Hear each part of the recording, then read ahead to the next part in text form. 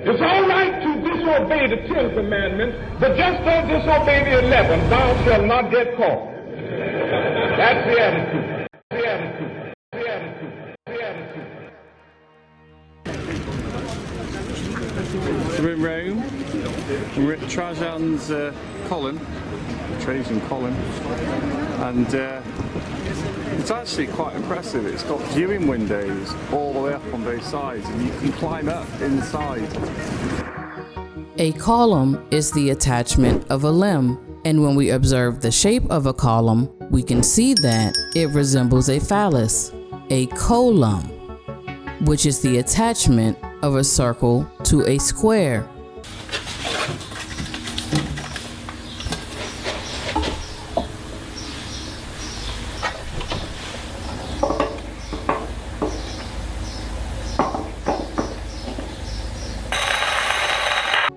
From the word co, which means to join, and the word lumbus, which signifies the loins. And this is how they are able to take the reins. In ancient Rome, when a conqueror was successful in completing his task, a story was then etched into stone. Check this out. Donald Trump may be preparing to revive an Arc de Triomphe style arch in Washington, D.C., right at the end of the Lincoln Memorial Bridge. If you're familiar with Washington, D.C., on Trump's desk in the Oval Office today was a plan for a triumphant arch on the other side of the river from the Lincoln Memorial. And we can see it here on this column. A story secured in your memory and etched into stone. But was it created before or after the battle? Similar to what is happening here with Columbus Day.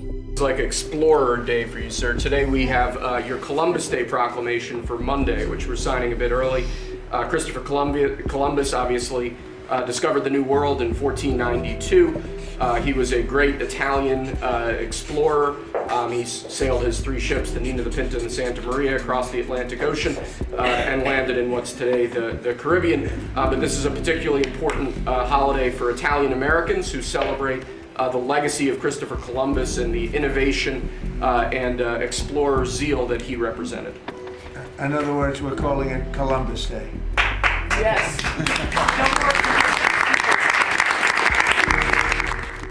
Did these things happen? And then they have it written here in drawings? Maybe, maybe not. All that we know is we see a visual that represents a narrative. And once you have a visual etched in stone, anyone can create the story. And so, what they're hoping is that we'd overlook the name, because once we have a title, now the true story gets revealed. Let's see here what happened. On October 12, 1492, after 2 months at sea, Columbus and his crew finally clearly spotted land. It's not known where they landed, but we can say for sure that they landed somewhere in the Bahamas. Having landed, they saw trees very green and fruits of diverse kinds. Columbus spent the next 2 months looking for gold. In December of 1492, while they were sailing east of Cuba, 3 ships under the command of Columbus approached the second largest island in the Caribbean, which they later called La Española, just when he was about to return to Spain on Christmas Eve. His ship, the Santa Maria, ran aground and sank. What?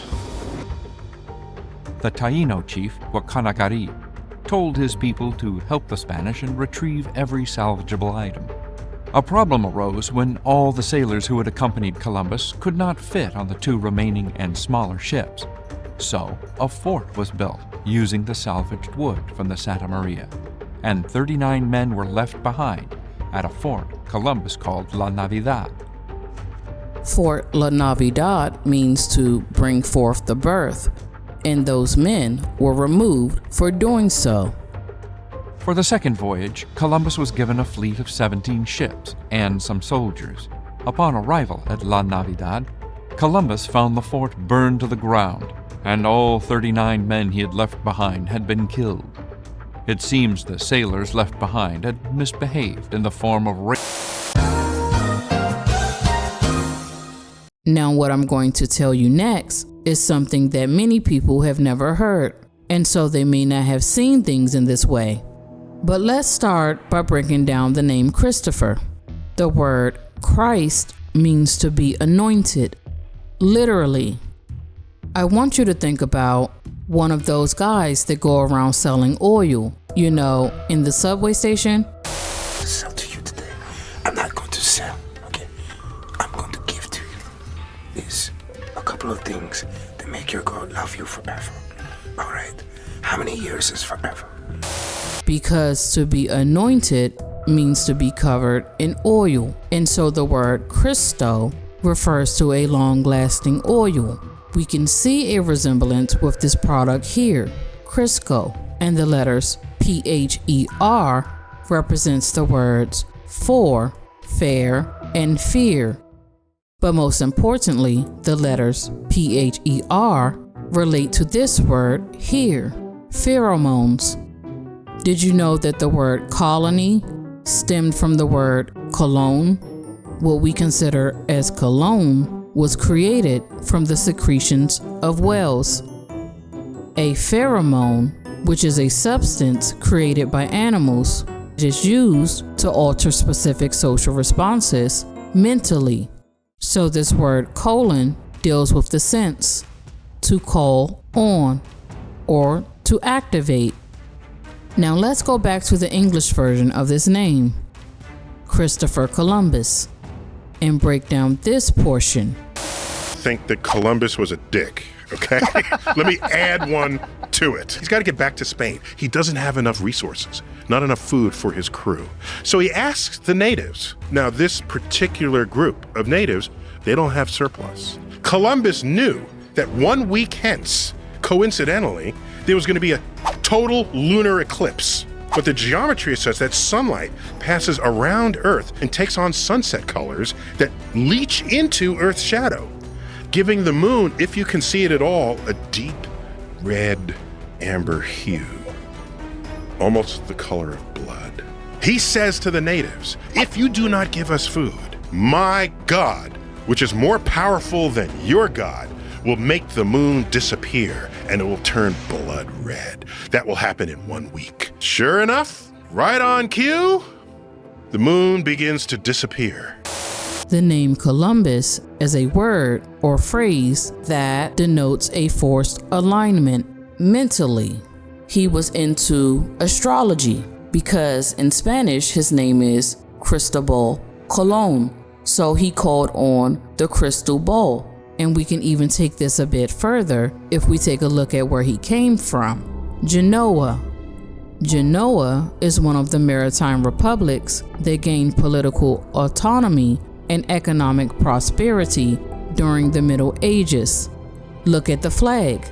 It's the same flag. And look at these boats. What this tells us is that these people were Roman. Now what's important is, according to their Spanish name, Genoa Genoa includes the ability to alter one's mind through title and what is written. And this denotes a new creation, a new man, and the erasure of another through the novel or the novella. And so when we look through history or the stories that they've told us and made up, the truth will always be revealed within the name. If you guys want to have a name decoded, your name, someone else's name, for research purposes or relationship compatibility, it can even tell you if you're in the right career. If you are interested, check out the information in the description down below.